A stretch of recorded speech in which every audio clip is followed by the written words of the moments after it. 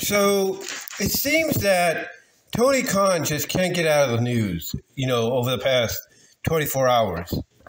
Yesterday, the moment everybody woke up, and throughout the day, everybody was talking about the fact that Tony Khan wasn't too thrilled with the possible proposed offer that was being given to him by the WBD to keep AEW on the networks of TBS and TNT.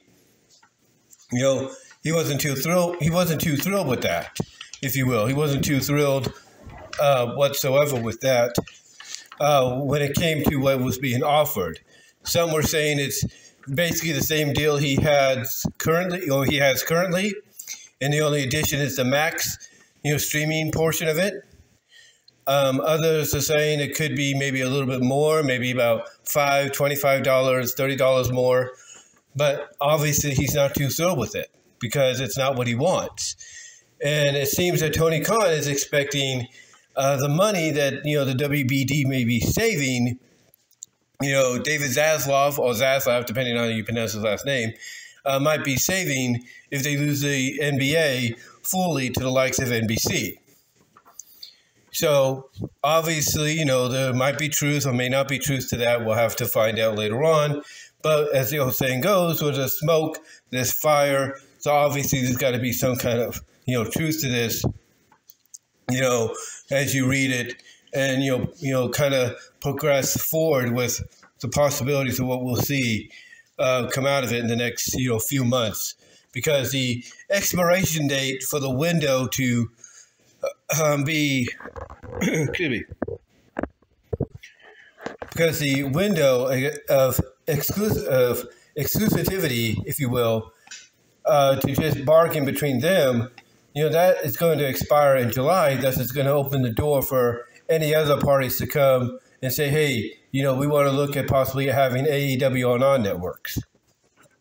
So they have about basically a month left, a month and a half left, depending on the expiration date to, when it comes in, comes up in July, to see exactly what they're going to be doing, as far as AEW's future is concerned.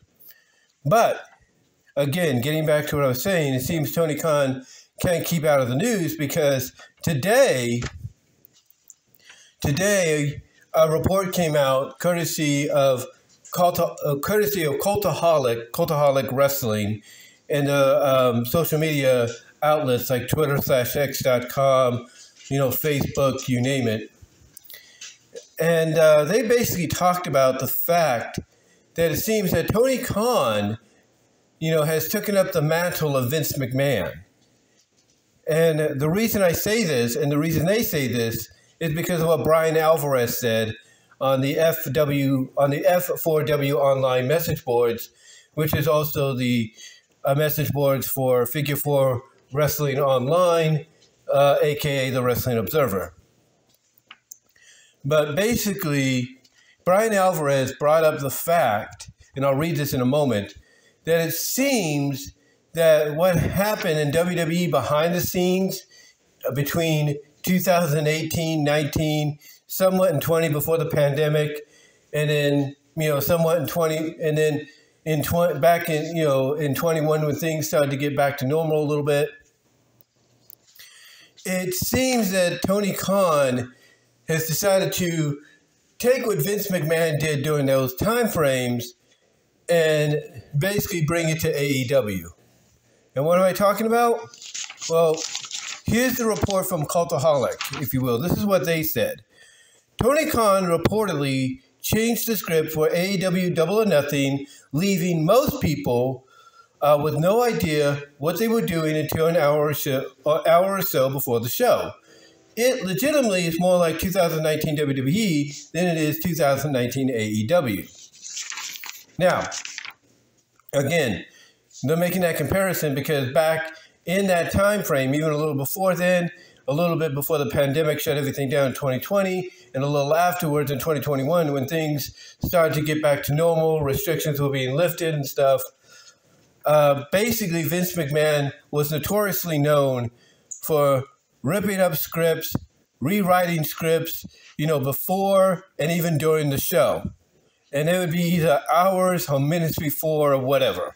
A good infamous example of that, of course, is the Raw after Mania last year, where he basically did a hostile takeover, of the Raw after Mania, before the criticism or reaction all across the board basically forced him to have to step away, and kind of be like a silent observer, if you will, or a silent advisor, if you will, so that, that way it makes it more look like Triple H is running things than Vince is. And you can kind of tell that Vince's influence was there still, but you can definitely tell that Triple H's was slowly, overseeing or kind of slowly oversaturating that, day after day, a week after week, and, month after month, as they got closer to the deal that sold WWE to TKO, and thus eventually got Vince McMahon out of the picture. But why are they making this kind of comparison, though? Well, because apparently it looks like Tony Khan, as I mentioned earlier, I just mentioned, seemingly is taking up that mantle that Vince left behind.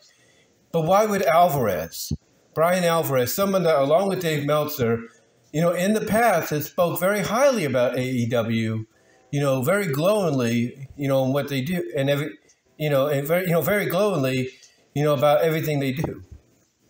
Well, because even Alvarez is starting to see that the paint is fading off the blue paint. The fresh paint is fading, in the real coloring, if you will. The real coloring is starting to show itself, if you will. Like the bloom is off the rose, basically. But this is what Alvarez said, and I quote. This is what Cultaholic quoted Alvarez in saying. And this is from Brian Alvarez. Alvarez says, and I quote, "Tony switched the script on yesterday's pay-per-view multiple times during the afternoon. Most people, not just the wrestlers, have no idea what they're doing until the day of the show, and sometimes not until an hour or so before the show. People are flown to towns and given nothing to do. Others are begged the day before the show to please get to the town so they can do something last minute. He knows what he wants to do for pay-per-views, although this often changes, but as far as week-to-week TV, everything is booked show to show. Excuse me. Everything is booked show to show. For most people, he's incredibly difficult to get hold of, that being Tony Khan. In some ways, it legitimately is more like 2019 WWE than it is 2019 AEW. Well, he was much easier to get hold of. He had a very complex long-term storytelling. Many people had a good idea of what they were doing and where things were going. And often most of the following week's entire Dynamite card was booked and announced before the previous week's Dynamite had even ended. Remember when Excalibur would run down, 24 matches in 30 seconds for the following week? It's night and day. The changes in the people who work for the company and all the roles from the wrestlers to the office. Talk about it all the time. And I'll probably put this in the description so you guys can read it yourself a lot better than I kind of read it off to you. But essentially, yeah, Tony Khan has become, legitimately what, he said he hates the most. He's become the Vince McMahon of his company. He's now going and being very hard to get a hold of, like Vince was. He's making, last-minute decisions, an hour or so before the show, maybe even during the show. I would not be surprised if that's true, if there's some truth to that. He's making last-minute decisions the afternoon, the very afternoon of the show. He's calling up people that afternoon to fly out to town or fly to the town they're going to be at and, be there and find out, oh, we just wanted you here, but we have no plans for you. People are begged to show up, at the last minute. to show, to get to the area where Dynamite or Collision's at so they can have something to do, even if they may have had other plans, set in mind, like maybe other bookings, So yeah, it is seemingly a very, very convoluted mess when it comes to Tony Khan and what he's doing right now as a booker. I mean, this is why a lot of people have said Tony Khan needs to hire a team. He's got a team of people, yes, but he needs to hire people, as a team to book these things for him. He's got the people booking venues, and that's a notification. I do apologize if you heard anything. That's a notification on my phone from my email. But anyway, Tony Khan has, a team of some of the best in-ring performers that are now semi-retired, if not retired, that know the ins and outs of how to book shows, of how to write out long-term stories to keep people invested, and yet he's not allowing it to, happen. He's becoming what he hates. He's becoming what he hates. I mean, it's no wonder someone like Ethan Page, all ego Ethan Page, left when he did. When his contract was up, he left. And guess what? In just a matter of moments, and everybody's been saying this, even JD and, even JD from NY206 and Jason Solomon, the Solomonster, they said this very similar on their Twitter/X pages, as well as they kind of commented on it last night, because this, along with something else, was breaking on NXT, while they were doing their Tuesday Night Titans, the 50th edition, that is. It's no wonder Ethan Page, according to a lot of people, within a matter of moments of debuting in NXT in the main event segment after the main event tag match, became more instantly credible and more over than he was with AEW and Ring of Honor, and to an extent TNA. And here's the thing, when I look at someone like Ethan Page, and I look at now he's part of WWE, part of NXT, and eventually Raw and SmackDown in the future, I look at a guy that, you watched him in AEW, you watched him, in TNA, you saw him briefly with Ring of Honor, the Tony Khan Ring of Honor, and you say to yourself that this guy has the charisma that's perfect for WWE. But why didn't he go any sooner? Well, let me ask you this. If you're Ethan Page, would you want to go while the company was still under the watchful thumb of a senile old sicko? I wouldn't. I wouldn't. But again, it's because of what Tony Khan is doing, taking up that mantle that Vince left behind of being, being someone that books things last minute, show to show, and calls people in, calls people to fly into town but have nothing to do with them, and at the last second calls people and begs them to come to town and gives them something to do at the last minute. It's like Tony Khan, is deciding, well, if I can't fight Vince McMahon, if I can't compete against him and prove my company's better than his, then if I can't beat him, I'll become him.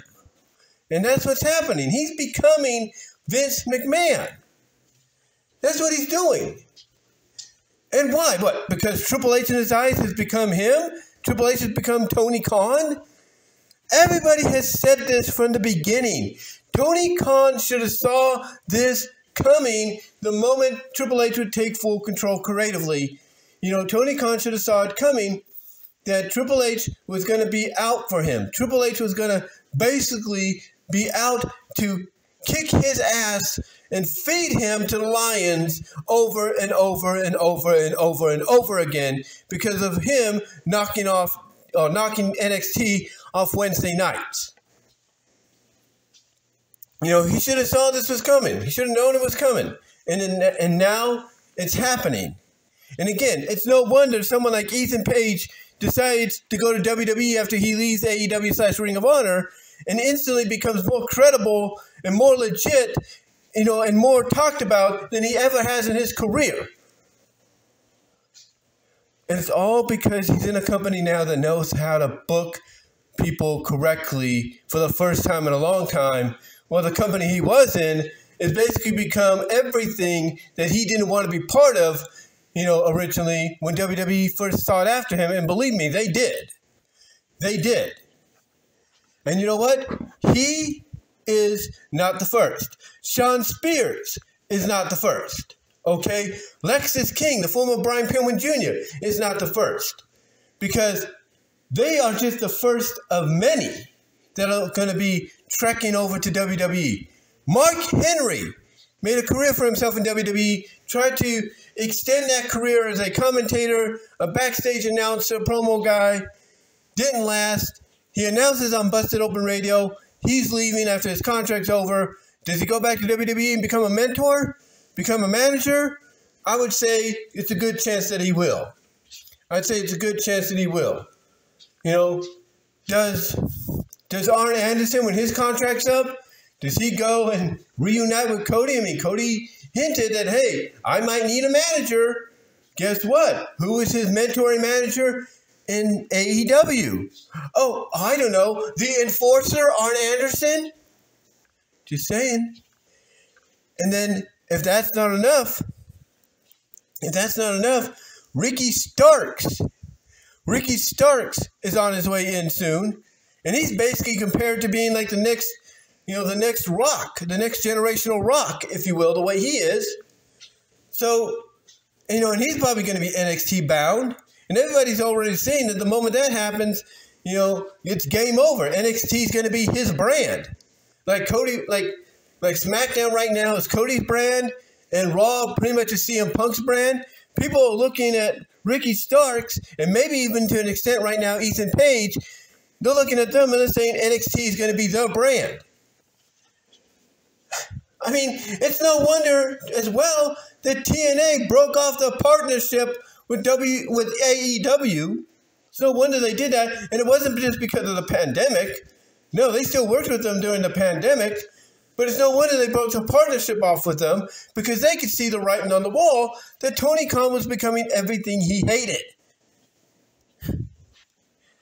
And the only person that doesn't see this is Tony Khan himself. Now, yes, there are talents there that are going to stay with the company for as long, as their contracts hold out. MJF obviously is going to stay for another few years. That's fine. There are others that have re-signed. That's great, because they obviously see that, hey, right now AEW is just going through a hiccup period right now, a kind of a down period, but it's going to soon pick itself up. And that might be true. But if they're not careful, they're going to lose that number 2 spot to, believe it or not, of all places, TNA. And you know why? Because TNA is taking that partnership they once had with AEW, and now they're utilizing it with WWE. And how is that an example? Let's see. Who showed up twice this year? Once at the Rumble and last night at NXT. Oh, I don't know. How about TNA Knockouts champion, Big Mama Pump, Jordynne Grace? Yeah, Jordynne Grace showed up. She is going to be wrestling at NXT Battleground at the UFC Apex in 2 weeks. She's going to be competing for the NXT Women's Championship against Roxanne Perez. And she's going to be competing on NXT next week. And you say to yourself, well, how is that possible? She's a TNA talent. She's locked in for a long time. It's because Triple H, Nick Khan, they know how to handle this kind of business better. All right? They know how to handle the business better. Okay?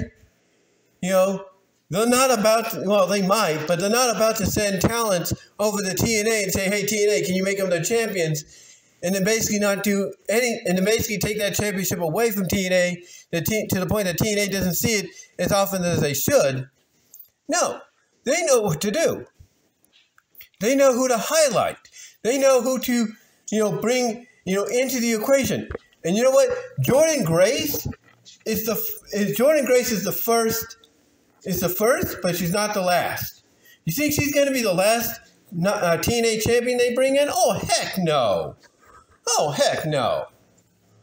You know who they'll also bring in? Don't be surprised if we see Moose show up. That's right. Don't be surprised if Moose shows up as the TNA champion. Don't be surprised if Mustafa Ali returns as X Division champion. And don't be surprised if Myers returns along with Edwards, as the tag team champions to WWE for TNA. And don't be surprised if Masha Slamovich, who's been in the ring with Shayna Baszler, by the way, shows up with Alicia Edwards, the Knockouts Tag Team Champions, to confront the WWE Women's Tag Team Champions. I mean, this is just the start. And they're going to do it carefully. They're going to work carefully, all right? They're going to understand how this works a lot better than Tony Khan did. And again, that's the reason why I believe TNA said, hey, adios AEW, adios Tony Khan. It was great working with you, but yeah, you still need some work. You still have some learning to do. And now they're working with people that know how to get it done correctly. They know how to get it done correctly. And what it does is it gives them national exposure. It does.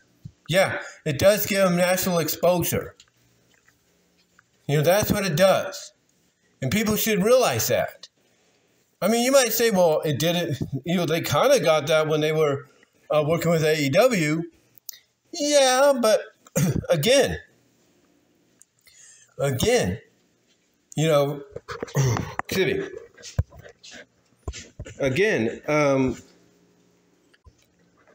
no, I agree. Yes, they did get exposure, but not the kind of exposure they needed, okay? This deal that Tony Khan made ensured that Kenny Omega became Impact World Champion. This deal he made ensured that the Good Brothers, when they became the Impact Tag Team Champs, got to be seen more over on AEW than TNA. You get what I'm saying? They know how to do things. WWE, know how to do things better than WWE. In other words, yeah, they'll bring their champions in, but they're not going to just about say, hey, we're going to make it title for title between Grace and Perez. No, they're not going to do that. They're not going to do that.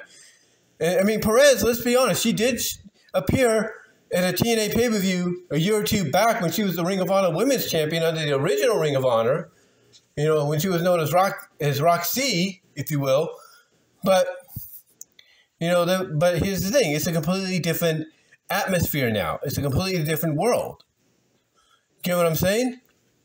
It's a completely different atmosphere. It's a completely different world. And the thing is, WWE realizes, look, as much as we would like to make it title for title, TNA ain't going to fly for that. Ain't going to want to do that because they don't know, when they're going to see their championship if it was to go on to, let's say, a Roxanne. They don't know if, they'd see it again. They don't need that. Same with WWE. Same with WWE. They don't know if, Jordan Grace wins the NXT Women's Championship, which she won't. And I do apologize. That's another notification that came in from my Gmail. But, WWE is probably the same thing. They're like, look, we're going to have, Roxanne defend the championship against Jordan Grace. But, we're not going to book her to win because if we do, we don't know when we'll see that championship again. But the thing I'm getting at is they'd probably be able to work out something to where, Jordan Grace could show up a lot more, but mainly the fact, they don't want to take the chance that, something might happen, like she might get scheduled, not just more so in TNA, but other places, and it would cause a conflict of interest. This is mainly something that's being done to benefit both companies, to see how an interpromotional match for one company's championship, mainly a big company like WWE's, is going to play out. And for someone like Jordan Grace, just like the Rumble, this match with Roxanne, it's a tryout. It is a major tryout because, again, people are keeping tabs. Triple H and all of them are keeping tabs on Jordan Grace and TNA. Like, hey, when that lady's contract is up, you get her here in WWE as soon as possible. Because they're going to want her. You know that. And again, this is just a test. But this is just the first of many. And it's being done in a way that AEW should have done it. being done in a way that AEW should have done it, but they didn't. But this, again, this is a whole different regime. It's a whole different regime. And the way this all connects back to what I was talking about with that article is because, TNA, when they were Impact Wrestling, still kind of TNA, they saw the writing on the wall. They obviously saw the writing on the wall. Even during the pandemic, they're like, yeah, this is not going to work. AEW and Tony Khan don't know what they're doing. We got to get out of this. And they did. They did. And now they're working with someone that knows what they're doing, that knows how to present their product a lot better on a grander scale. And again, she's just the first. You're going to see many more TNA champions show up. And maybe in exchange, you might see some, WWE champions, NXT champions show up in TNA. I mean, let's be honest. Let's be honest. You think honestly they're going to, let Jordan Grace show up in NXT to be Roxanne's challenger and not have some kind of segment tape for TNA where Roxanne shows up on their program to help promote this cross-promotional match? Oh, they got probably something planned already probably in the can, I should say. They probably already have something in the can. I'm just saying. But we'll have to just wait and see. But again, how it all ties in, and I know it sounds like I'm just rambling on and everything. I do apologize. But the way this all ties in is mainly the fact, that Tony Khan has no one but himself to blame for a lot of these, issues going on, especially this issue, if true, that Brian Alvarez and others are, picking up and reporting on. Because if he's basically taking up the mantle of Vince McMahon from 5 years ago, that's not good. That's not good whatsoever. Because he's becoming everything he disdained, he fought against, and it's causing him to lose out on a lot of potential promotional partnerships, like with TNA. It's causing him to lose talent. It's causing him to lose talent when the contract is up and them not wanting to, re-sign, like Ethan Page, Ricky Starks. Before that, Brian Pillman Jr., and so on. It's causing him to lose these people, and he's got no one but himself to blame.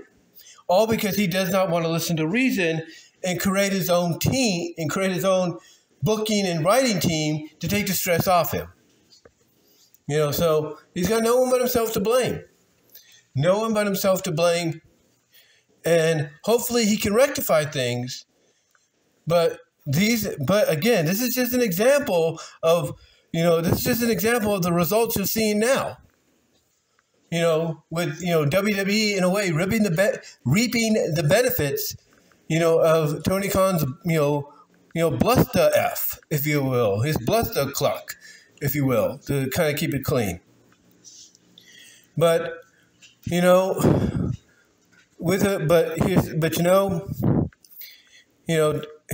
the thing. Tony, he wants that media rights deal. This right here, if this is true, or any part of it's true, this is a major issue he needs to clean up. Because just like JD from NY206 talked about last night when he and Salamaster covered the media rights situation and Tony Khan not liking the offer as the first story they talked about on Tuesday Night Titans, JD basically said the same thing I did. You do not think David Zaslav and his crew are paying attention and see that the ratings and the attendance is down for AEW, which is why they're basically saying, yeah, as far as possibly giving you a deal, that's a little bit more higher increase-wise when it comes to money, we're just going to keep it basically where it is now, maybe with a $50 increase at most, and we're going to include the max deal. Do you not think they're not doing that because they are trying to basically say, hey, if you want a bigger take, you need to, again, what I'm trying to say, I'm trying to find the right word to say here. If you do not think they're doing that to try to, I guess you could say motivate Tony to do better and say, hey, you want that bigger deal? Then guess what? You need to basically improve your product, because if not, the next time we maybe negotiate, it might be a lot less than what you're doing right now. Do you not think, paying attention to what's going on? Of course they are. They also see that a lot of talents that he signed, that he made a big deal out of, for a while, are leaving. They're seeing people like CM Punk being fired and walking back into the arms of WWE. They're seeing people like Jade Cargill, leave after her contract's over, and instead of staying, signing with WWE. They're seeing the likes of up-and-comers like Brian Pillman Jr. getting treated better and presented better in WWE. And now they're seeing it with Ethan Page. Do you not think that doesn't, make them kind of, wonder, hey, did we make the right decision? And are we making the right decision in giving this guy, okay, I'm trying to find the right word to say. It's making them wonder whether or not they're going to be making the right decision by giving this guy an increase, or do you think, or maybe they should just make the wise decision and just keep it as is to kind of motivate him to do better, to want to get that increase? And that's kind of what I was saying. But still, they're noticing everything that I've mentioned. They're noticing the partnership with Impact pretty much go over to WWE as well. And it's like, to them, it's like, well, why should we even bother giving this guy an increase if he's losing everything that made his company stand out? And then they're going to hear reports like this. That doesn't do him any favors either.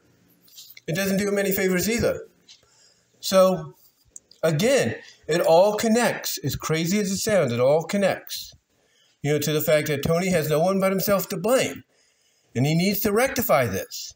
He needs to get back to what brought AEW to the dance. And let's get back to being the 2019, 2020 AEW and not become the 2019, late 2018, mid to late 2021 and early 2020 and,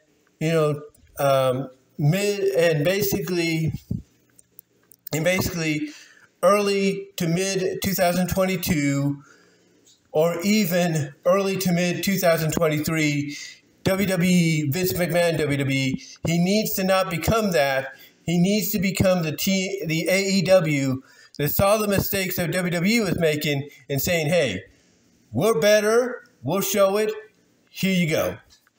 That's what he needs to do. He wants that increase to be where he wants it. He needs to start fixing things now. So that way he doesn't, worry about losing people, to the WWE or any place else because they're dissatisfied. But let me know what your thoughts are on this, guys. Let me know what your thoughts are. Comment down below. Live chat during the premiere. Like the video. And until then, I will talk to y'all later. I am out.